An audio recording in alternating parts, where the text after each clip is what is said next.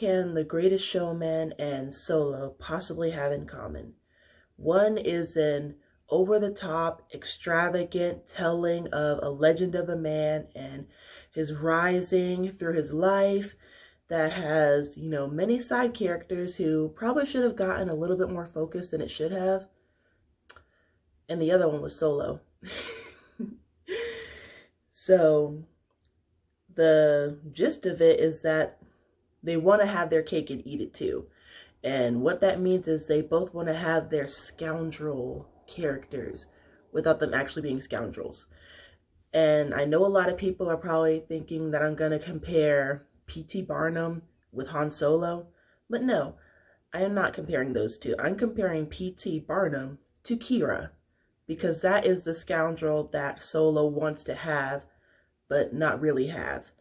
And the problem with that they have is that basically they want them to be con men or have a dark side or be untrustworthy or unsavory without actually giving them unsavory things to do.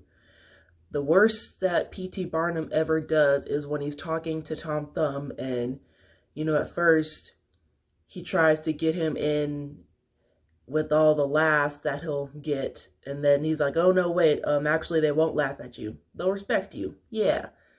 And, that's just changing his pitch so that somebody will come work for him, And the only other thing is when he promotes Jenny Lind and he's like, oh, I hope she can sing, which, did she not have a single rehearsal throughout this whole promotional tour? And he never once heard her sing throughout that whole time. It takes a long time to promote someone, sell tickets, get seats in those chairs, and you're telling me he never heard her not once? Okay. But that's not even, I'm just saying, I only know 2 songs by Kanye West, but if I was in the entertainment industry and someone was like, hey, you want to work with Kanye? I'd be like, yeah, because you don't have to know what's good. You just got to know what's popular, and you're working in the entertainment industry. And he knew that Jenny Lind was good. He knew that people would come to see her. He didn't need to hear her sing. So that's not really, him being a con man by promoting her without actually having hear her sing. You know what I'm saying?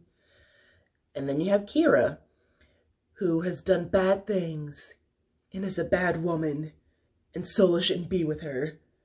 She didn't say it like that, but I could, just see the direction that they wanted to give her to say it like that. And that is basically the gist of her character, that she's a bad woman who does bad things and Solo shouldn't be with her for that reason. And I mean, I guess they, like I said, they kind of wanted to have their cake and eat it too. They wanted her to be this unsavory character without really giving her anything unsavory to do until the very end. And even then, it's kind of vague, what's so bad about what she's doing. And they really should have given us something concrete that she had done, because the way she was going about it, it was something that, a good person could never come back from. Did she kill somebody? Maybe. Who did she kill? An innocent person? A person she was working with? Who knows? We don't know, because I guess it's not that important. You just got to know that she's a bad person and that Han Solo can't be with her because she's bad. And I know this is going to seem a little out there, but they should have Angry Birds'd it.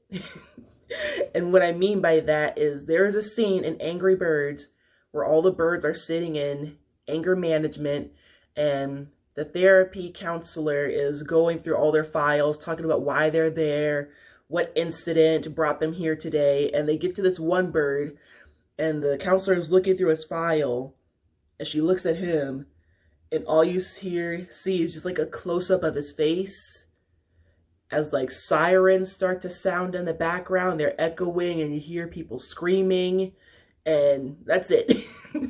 We don't know what he did. We just know that it was chaos, whatever it was. And they could have done something like that for Kira. Maybe not something that was that funny, but something that gives us an idea. Even just a short little, I would even say a choppy kind of flashback. Something that says, yeah, she did that. she's horrible, she's evil, she's got a dark side that no one can save her from. But no, you know, we got to have these scoundrel characters, but we can't have them be too bad because you still want to root for them. They still have to be good deep down on the inside. And I mean, you know, that's the kind of character you want to put forth, you know, more power to you, but don't say they're scoundrels, don't say they're scum, don't say they're con men, don't say they're evil, and then not give us anything to see them as an evil person with, you know? It's just kind of weak.